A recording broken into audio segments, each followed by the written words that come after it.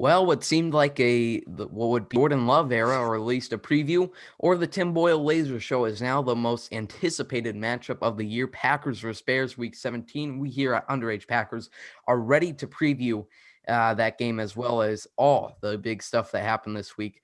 Joining me today, I'm Joey. You can find me on Twitter at JoeyGPG. But joining me today are two people who need no introduction, but I'm going to go ahead and introduce them anyways. Let's start off with Big B right here. How are you doing today, Big B? Classic intro. I'm never doing that again. But doing well.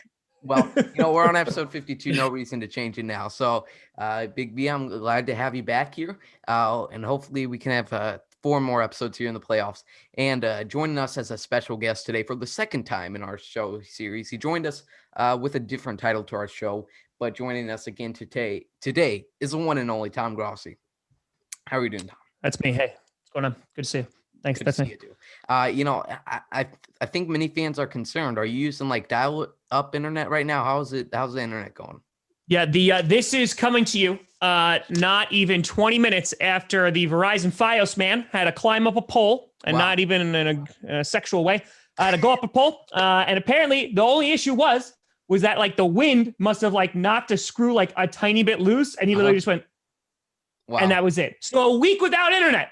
I could have climbed the pole, but we're back. We're back and better than ever. It's so nice to be able to actually access the internet from my own home again, because that was severely lacking over the past week. So yes, I'm very happy now. Verizon, we're always hoping for a sponsor, but a lot of big stuff, a lot of good stuff, some bad stuff happened in Packerland this week. We're going to take a look at all that. So let's start off going in chronological order of the week. Damon Snacks Harrison here. Now this was, I'm sure, Tom, you can recount all the comments, all the tweets you got all off season, pretty much since April. Oh yes. Of signed Snacks. We want Snacks. Not as much as a first round wide receiver, but a lot of people were complaining, or not necessarily complaining, but earring. No, complaining. You had it right the first time. No, it's complaining. Complaining that Packers weren't making a move here. So it's a big move here for Kenny Clark. And I think it's a big improvement. Now, me and Big B were talking about this, and the biggest thing, Tyler Lancaster, we love him. Tyler, we love you, but it really looks like Brian Goodkins flew around in Montana in a private jet. He went to the local barbecue there in some 10,000 populated town in Montana. He found some guy eating a barbecue sandwich, and that was Tyler Lancaster, and that's how he found his new defensive end. But this is really big, Tom. You see, because that 2010 team, a lot of people are comparing this signing to Howard Green, defense tackle the Packers signed down the stretch in their 2010 playoff run. They had Colin Jenkins there. But how much do you think this frees up for Kenny Clark and that whole defensive line down the stretch? Yeah, I mean, like there were concerns even during the offseason about potentially signing Snacks. I mean, like obviously, he's in the twilight of his career. I wouldn't be surprised if like these next 4 games, because obviously we're going to win the Super Bowl, these next 4 games are his last 4 games in the NFL. I would not be surprised about that at all. And the concern that I had in the offseason was that like he flat out wanted out of Detroit. And I think a lot of people assumed, and somewhat rightfully so, that Detroit is just like a hellscape and no one wants to be there, which just makes sense. But the idea was like, okay, he just wants out of Detroit. He then goes to the whole saga of like, is he going to pick Green Bay or is he going to go to Seattle? Goes to Seattle. And then when they interview Pete Carroll, like he just assumed that Snacks was done. Like he was not going to play football anymore. There was the confusion over the tweets of saying like, oh, I don't want to go through the waiver process and that whole thing. So I was a little concerned about like the motivation, if you were going to be able to get a guy who like really wanted to be there, what have you.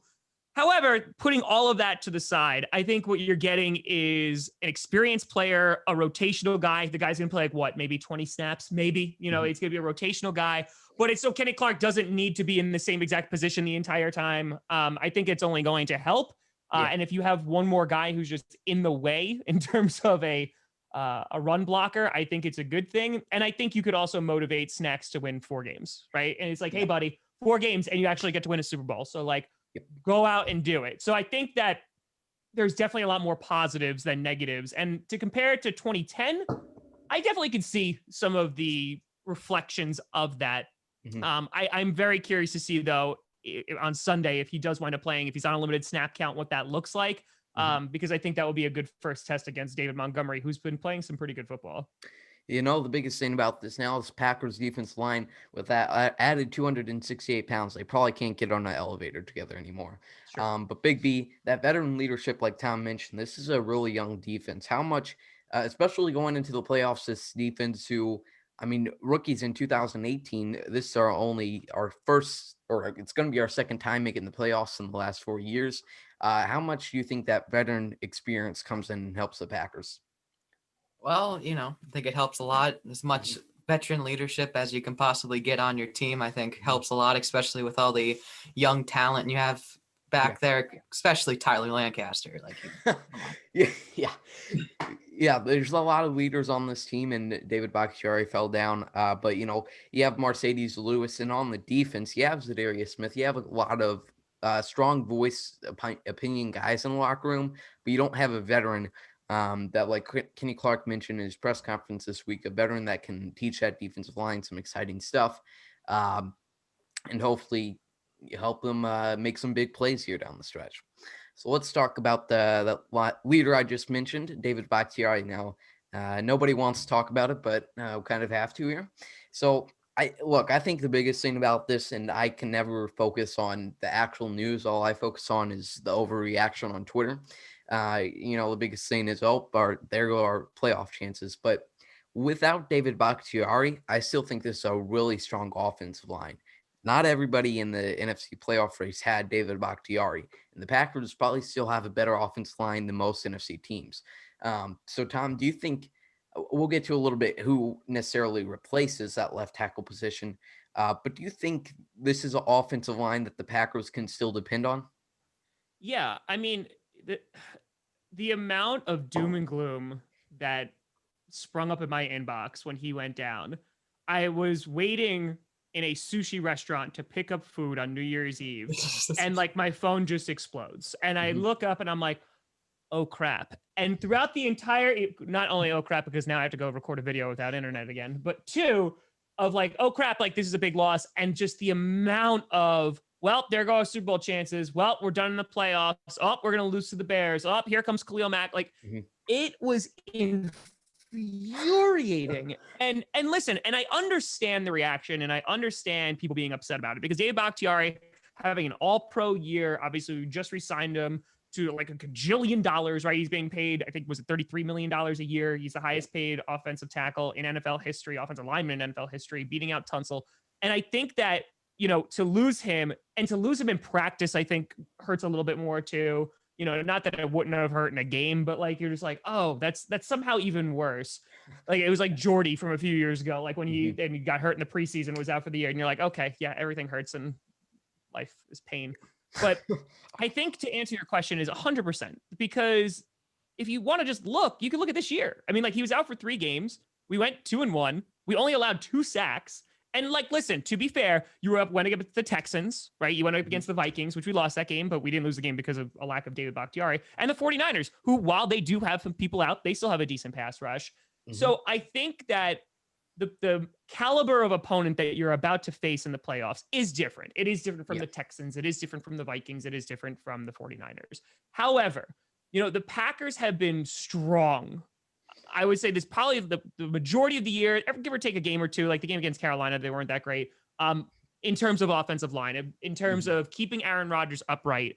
And you talk about guys like Elton Jenkins or Billy Turner or Ricky Wagner, who have all put in good years. Obviously, having Corey Linsley back from IR is huge, because then you don't have to worry about a center position being out. So absolutely, I think that is. And I think that this Sunday in particular is important, because you are going up against a very good Bears defense. You are going up against a Khalil Mack and Akeem Hicks. You're going up against them. And if the Packers, and this is my honest opinion, if the Packers are able to hold the Bears and keep Aaron Rodgers upright, I think we could do that against any other defense we're going to see in the playoffs. You look at the Rams with Aaron Donald, right? That's going to be like a big one that's going to stand out. The Buccaneers, we got swarmed by them before, but their defense really hasn't been looking that great since our game. And then you look at like the Seahawks, who I'm not really that afraid of. The Saints defense, I'm really not afraid of. So yeah, I think if we're able to do that against some of the best pass rushers in the league and the Bears, I'm okay. So I think Sunday is going to be a really, really good window into seeing how good they can be without David Bakhtiari. There's going to have to be a lot of adjustments made, or not necessarily a lot, but there's going to have to be some big adjustments made on that offensive line. Big B, who do you think is most important down this stretch without David Bakhtiari? Like Tom said, the 4-game stretch all the way to Tampa. Is it, a player that will be all the offensive line players that will be moving around? Is it Matt LaFleur, how he responds and adjusts to it?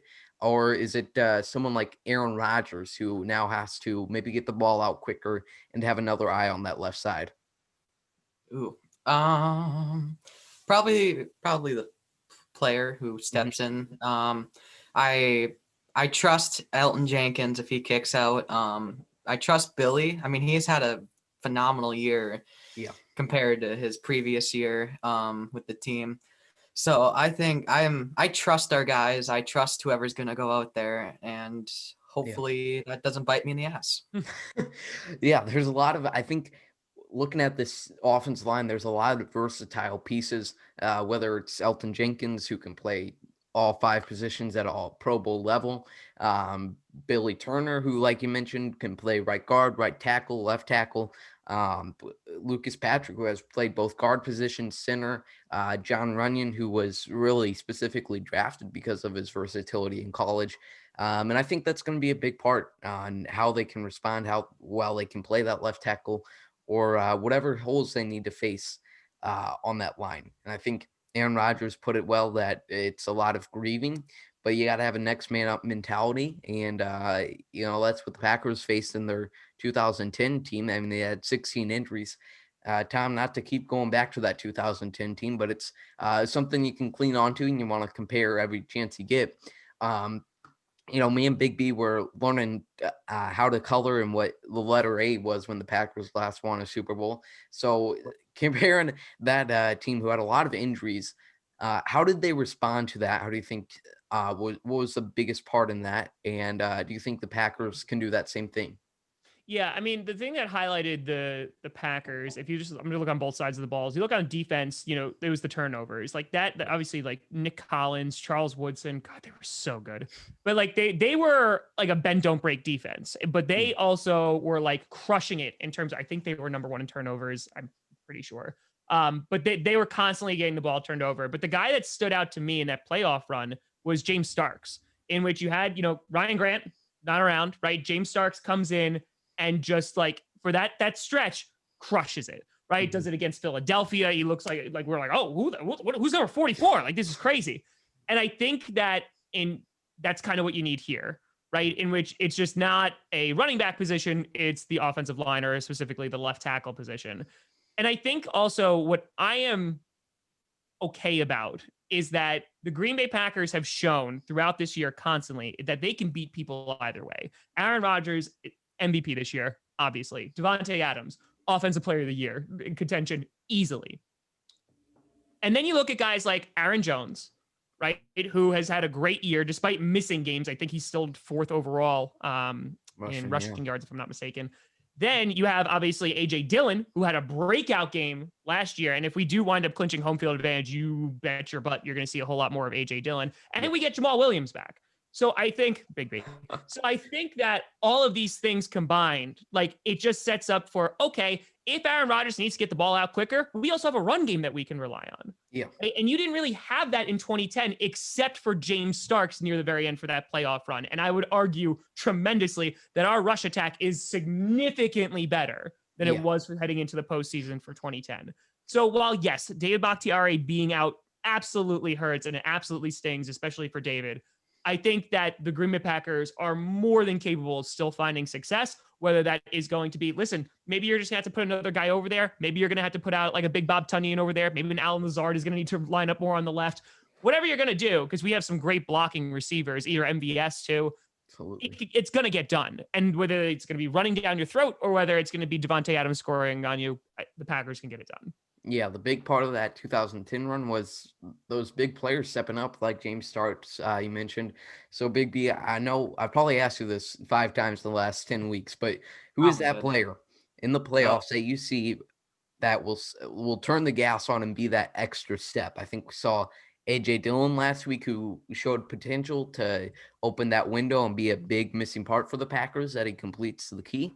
But is there a player you've seen that has been coming on especially well in these past few weeks that you think will be a big part of their playoff run? Well, I would say, Tyler Lancaster. I would like to see Tavon Austin. All right. Oh, We're going all out here with my boy Tavon. mm-hmm.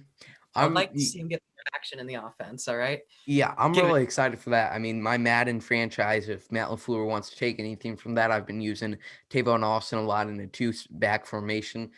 Just want to throw that advice out there. But last year, we saw Tyler Ervin in that divisional round against the Seahawks, where all of a sudden you got this new player who's getting all these snaps in the offense, or using them in so many certain ways. And I think that's going to be maybe it's not necessarily a player that the Packers that suddenly turns the gas on, but maybe it's a certain aspect of the offense that the Packers are able to reignite or get going again. But let's focus here on this upcoming game this Sunday against Chicago tomorrow. Like I said at the start of this, now the most anticipated matchup, most important matchup of the year, the number 1 seed. Now, it's been so oversaturated, so talked about, but the Packers have never, well, the last time they had a first seed was 2011. And luckily, it's not looking like we're going to have a situation like that. We're going to be starting Aaron Rodgers and not Matt Flynn this time around in Week 17. But Tom, with this upcoming game and the upcoming playoff matches, how important, even without the fans, would just home field advantage be for the Packers?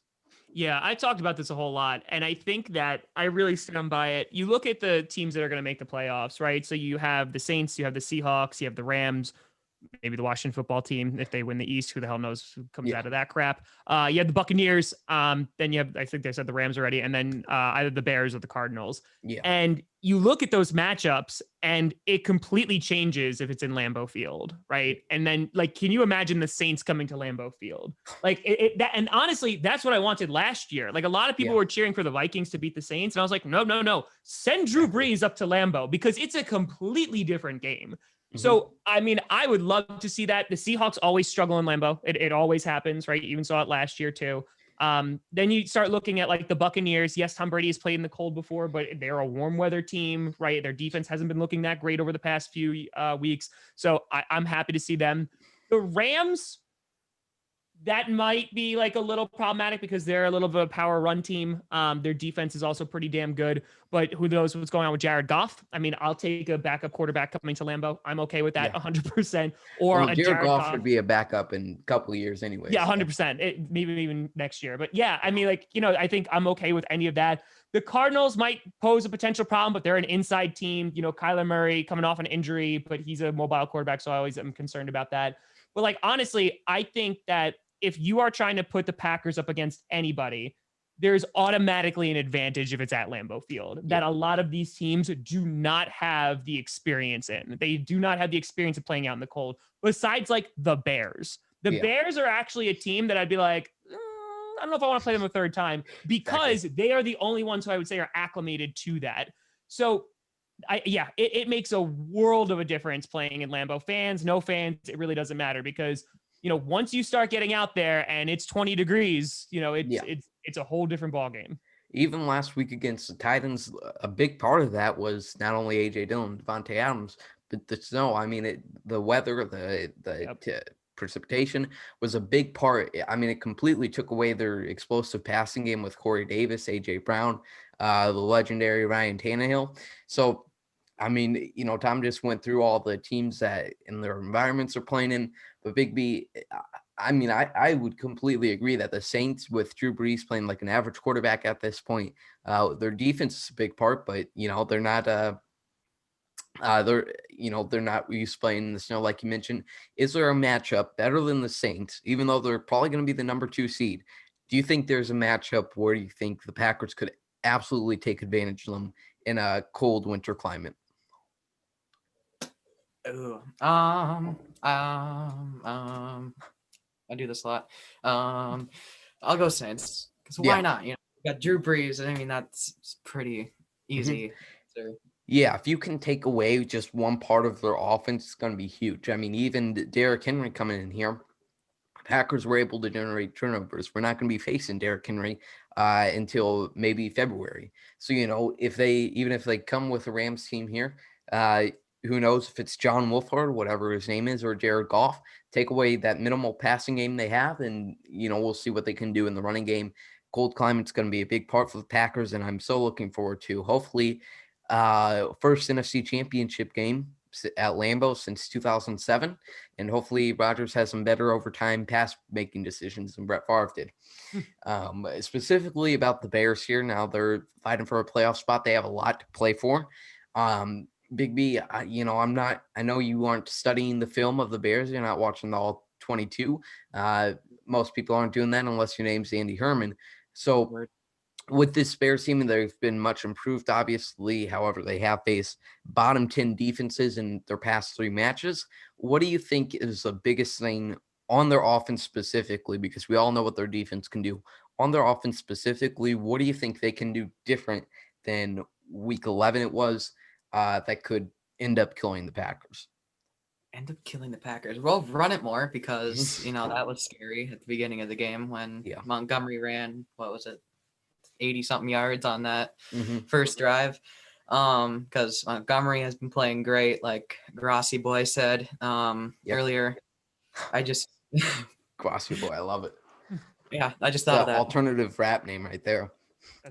Yeah, David Montgomery, Iowa State right there. So we'll see what he can do. And I think if the defense can stop Montgomery, take that away, I'm not scared of Money Mitch, who's getting a lot of hype in Chicago right now. But this defense, especially with the way this defense has been playing this past 2 weeks here, Tom, do you think, is there any threat you see on the Bears offense? You always have to watch out for Allen Robinson, but honestly, the thing I'm concerned about is what you've seen ever since Nagy has kind of given up play calling. You've seen a lot more design runs for Mitch Trubisky, which I was even talking about last year, that's exactly what they needed to do because Mitch Trubisky has been forced to basically participate in this offense while not catering to his strengths. And you saw it last week. I think it was the 45-yard touchdown by Ryan Tannehill, who decided to just take off. That's the only thing I'm slightly concerned about is that if he is able to escape the pocket. They really kind of tested Preston Smith last week. And Preston Smith rose to that occasion easily. Yeah. But that's like him, a Kyler Murray. That would really be the only concern. Taysom Hill, if you really want to throw him in there too. That would be like the only concern I have, that you have a mobile quarterback who can beat you with their legs. And if it just is give it to David Montgomery, design runs for Trubisky, that could be problematic. And controlling the time of possession. Here's the thing that I will say. You go back and you look at some of the Packers' losses this year. I'm going to ignore the Colts game for a second, but I'm going to talk about specifically like the Vikings game. That Vikings game where it was like some weird ass wind that was going on, and we never really were out of it. The offense just was flat as hell. They really haven't been flat since. You had the Colts game in that second half, which was bad, but last week against a playoff caliber football team, even though of course now that the Packers beat them, everyone's like, oh no, the Titans aren't good. We put together 4 quarters of really, really good football on both sides of the ball. If we play like we do on Sunday, there is not a single team in the NFC that could beat us. And that's just the truth. Exactly. So I think if we're able to put that together for 4 more games, then we're coming home with Lombardi. Yep. 4 more games, not 4 more years. I don't know, but 4 more games. Let's do it. I think, like you said, 4-quarter football game. That's kind of what we've been looking for all 2 years of Matt LaFleur here, to put together a 4-quarter game of complimentary football. They did that. They were able to generate turnovers. And the biggest part for me in that Titans game was that moment when we saw them clap so many times where, they had a 19-0 lead that shriveled to 19-14. And instead of collapsing or going out flat, like you mentioned, they put up another 3-play, 75-yard drive on the board, which was Big B's drive of the game, by the way. But Big B, I guess, what is the key for the Packers? They were able to put up points quickly on the Titans. What is the key for the Packers? Because I mean, last year wasn't really prevalent outside of the NFC Championship game, unfortunately. But what is the key for the Packers to not come out flat and play a 4-quarter football game with Matt LaFleur? We're gonna go all gas, no effing break Exactly. the entire time. Like that's all you got to do. Just do Simple that. as that. Just simple, it's literally that simple. Yeah, we got it on a shirt. She's a TV hazard. They just need to listen to the message. It really is that simple. I mean, put points on the board. Who cares what the defense does? Put 40 on in a quarter, and you should win the game at least. They've been able to do that with the Devontae Adams and Aaron Rodgers this year. And let's talk a little bit more about Matt LaFleur here, and then we'll probably wrap it up. Matt LaFleur, a lot of Coach of the Year talk has been going around after he beat his former team last week. And I think the biggest thing that knocks him off is always like, oh, well, he has Aaron Rodgers talk. Yeah. But I think the biggest thing you look at is 2018, even the first 10 games of 2016, he wasn't playing even near MVP level. So when Matt LaFleur came in here, I think you got to look at that and think, what Matt LaFleur obviously unlocked something in him.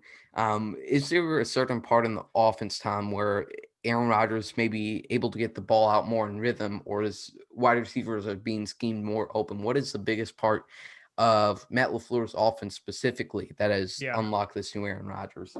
Yeah, I think it's a mix of a lot of things, because you talk about the 2018 season, and obviously Rodgers was hurt for like that entire season, so like you could point to that and be like, that's why he wasn't, as Aaron-esque as we're used to. But I think Matt LaFleur, the fact that he came in and literally took a losing team, like a team that did not make the playoffs, and 13-3, took him to the NFC Championship game, even though, listen, I'll be the first to say it, we overachieved last year 100%. There's a lot of really, really close games, which we won. It's at the end of the day, win ugly all the way to the Super Bowl. That's fine. But I think this year there are just a lot more statement games. And I think one of the biggest things, and I talked about this a ton, is just the comfort that Rodgers has within that new scheme of not relying on McCarthy's old play calls and not being the one who has to do everything. On top of that, it has been supported by Aaron Jones, especially last year. Aaron Jones demolishing the league. But I think it's just more that comfort. It's all of the pre-snap reads and motions that are going into it.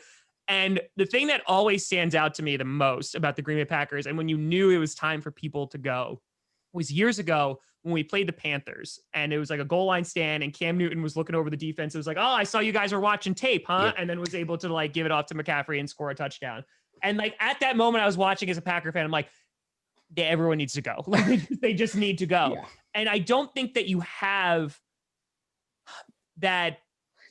I don't want to say it's not even experience. It's just like you don't have that film to be like, oh, yeah, I know exactly what they're going to be doing. And listen, I will also say there's plenty of times that we do like, there's games where we throw like, 4 wide receiver screens a game. And there's times where they just do not work. And I'm like, okay, can we stop throwing wide receiver screens?